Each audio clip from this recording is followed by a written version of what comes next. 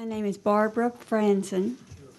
I'm testifying this evening as a member of and on behalf of the League of Women Voters, and we are opposed to Senate Bill 3.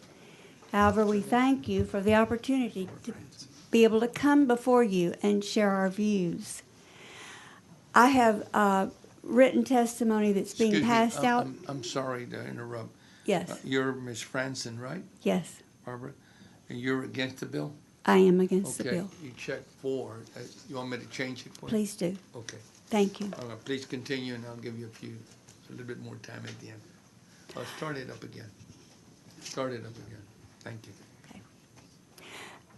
My written testimony includes some of the things that you've just heard, and I'm going to deviate from the written and start out by saying when it comes to listening to these mothers who are desperate for a choice for their children, I understand where you're coming from, and I think that you are very sincere in wanting the right thing for children.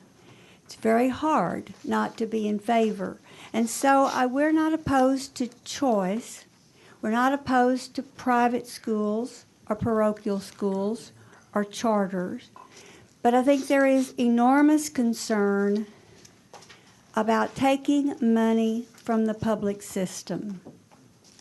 As the woman before me said, the system is already struggling, and it's very difficult to take more and give it to the other entities.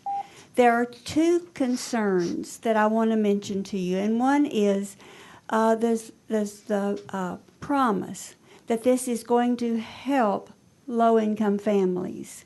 I really find that hard to believe when I consider that a family over here is going to get voucher money and they don't need it, but a family across town may be having a hard time putting food on the table, and they're going to find that they have this much voucher money, but this much funding for the expense for the school. And there's no way in the world that that family can make up the difference. Another concern is that it's touted as a civil rights bill. But again, the research shows that probably 90% of the poor children are going to be in public schools. And that means that we're going to have even more discrepancy between the better schools and those that are in the low-income neighborhoods. So my fear is that we will have more separate but not equal. And we all know that that did not work out too well. So in closing, I would just say, I understand where you're coming from.